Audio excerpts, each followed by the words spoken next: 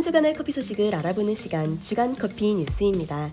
이번 주 주간 커피 뉴스에서는 카페업계 취향 맞춤형 커피로 진화 중, 제7회 베트남 카페쇼 베트남 호치민서 개막, 장소에서 재배되는 고산지대 최고급 장수커피, 텀블러 씻어서 커피 담아주세요, 당당한 설거지 요구, 이렇게 4가지 소식을 전달해드리도록 하겠습니다. 카페업계 취향 맞춤형 커피로 진화 중.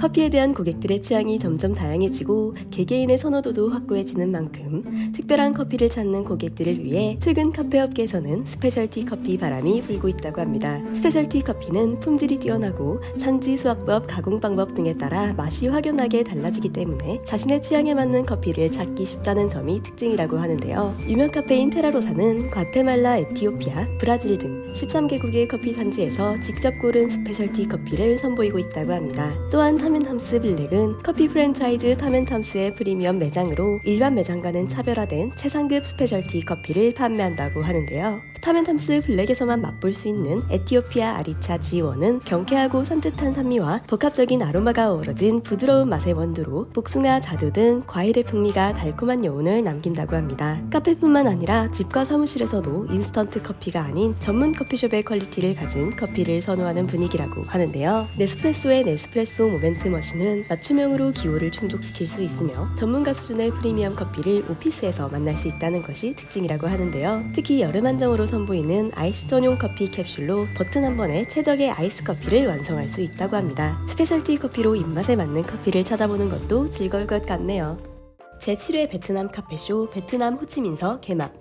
베트남 최대 커피 전문 전시회 제7회 베트남 카페쇼가 23일까지 베트남 호치민 SECC 전시장에서 개최됐다고 하는데요. 베트남 카페쇼는 커피를 매개로 한국과 베트남의 문화와 산업을 이어주는 역할을 한다고 하는데요. 올해로 7회를 맞이한 베트남 카페쇼는 참가 기업과 업계 종사자 및 바이어에게는 비즈니스 판로 확대의 기회를, 일반 관람객에게는 커피 문화를 경험할 수 있는 기회를 제공하며 베트남 커피 산업 내 다양한 품목이 전시된다고 합니다. 엑스포럼 신현대 대표는 베트남 카페쇼 는 한국과 베트남 그리고 더 나아가 동남아시아의 신흥 커피 산업을 연결하는 문화산업 교류의 장으로 만들겠다라고 전했다고 합니다.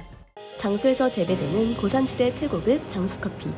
장수군에서는 다양한 기농기촌 정책을 추진하며 기농기촌 활성화를 위해 노력하고 있다고 하는데요. 특히 고소득 작물 재배를 위한 지원이 이루어지고 있으며 최미건, 이재우 부부가 장수군에서 7년 전부터 커피 농사를 짓고 있다고 합니다. 커피는 주변 환경이나 기후에 민감한 작물로 해발 1000에서 2000m의 고산지대에서 재배되기 때문에 사계절이 뚜렷한 기후에서는 재배가 힘든 작물이라고 하는데요. 2021년 장수군에서 수확한 커피가 다른 지역에서 재배한 커피들보다 높은 등급을 받으며 그 맛을 인정받았다고 합니다. 부부는 올해 100kg 이상 커피콩을 수확할 것으로 예상하며 커피 재배에 더욱 박차를 가하고 있다고 하는데요. 장수군에서 재배되는 국내산 커피는 과연 어떤 맛일지 정말 궁금하네요.